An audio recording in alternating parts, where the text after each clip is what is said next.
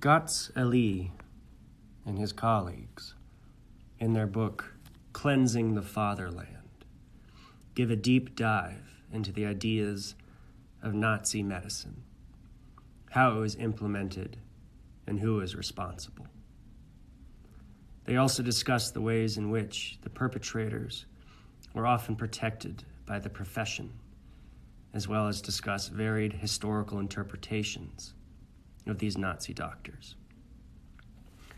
Elie and his co-authors paint a disturbing story of science without ethics and men without scruples. Due to the detail the authors go into, each page has a feeling of mounting dread. Yet, what is most disturbing about the book are not the macabre details of how patients were treated.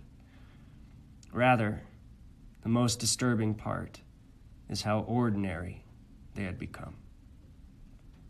Focused upon their own advancement, their careerist competition with each other, as well as the pursuit of science, many, if not most, doctors in Nazi Germany were willing to set aside their principles, very often convinced of the greater good.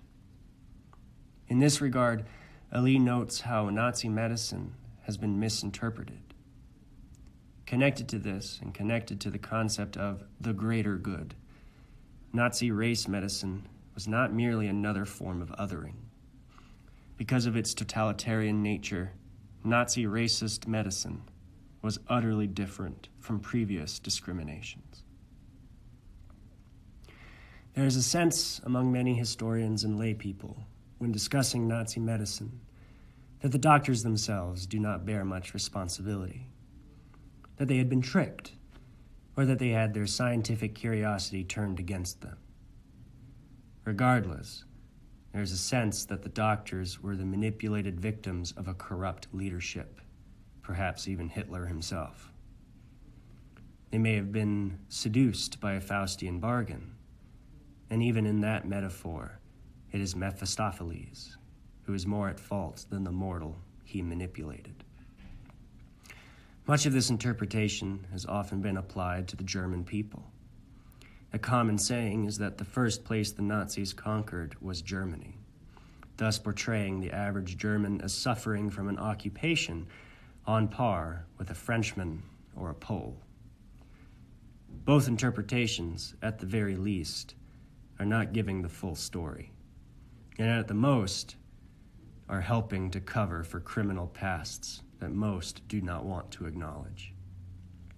Elie demonstrates throughout the book the ways in which leading German physicians, professors, and medical officials actively supported the Nazi medical agenda. While different forms of othering have been observed in previous readings, particularly as they affected perceived outsiders, ethnic minorities, and women, the form of othering observed in Cleansing the Fatherland is fundamentally different. Nazism was, at its base, a totalitarian ideology. They wanted to control every aspect of every citizen's life, to coordinate their activity towards their own goals. Individuals are not treated as such. Everyone is a mere cell in the social whole. Thus, the Nazis were able to speak of social cancers and perhaps take themselves seriously.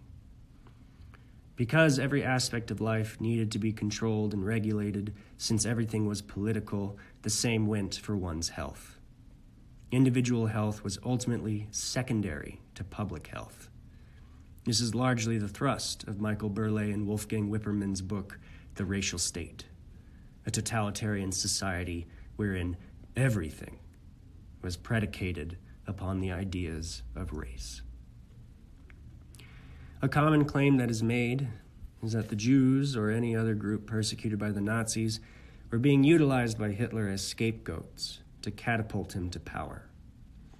To some extent, this is clearly true, and yet, at the same time, it is rather reductive. The presumption that the Nazis were mere cynical power brokers lying for their own benefit does not actually give us much insight on the regime. An alternative explanation gives us much more room for exploration. The Nazis believed the lies they told. If Hitler was using the Jews as a mere scapegoat, why then would he devote more and more resources to the Holocaust, even at a time when the war was evidently lost? Why would the T4 program continue in secret against enemies he only hated for show? Much more of the regime's behavior makes sense if one considers the extent to which they truly believed their own lies. Thus, from these examples, it should be evident that Nazi racial and medical othering was fundamentally different from other examples of othering. It is difficult to comprehend Nazi evil.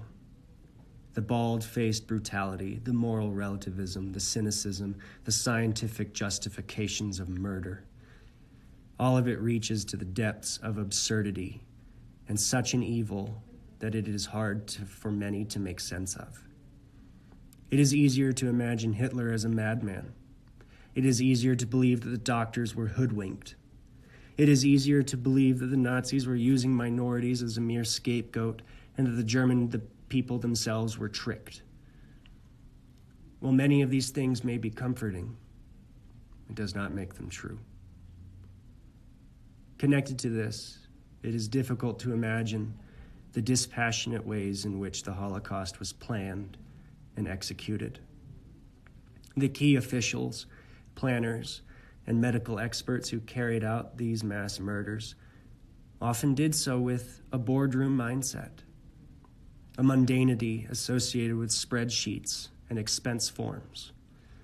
The stark contrast between such bureaucratic routine and the context of massacre is deeply unsettling.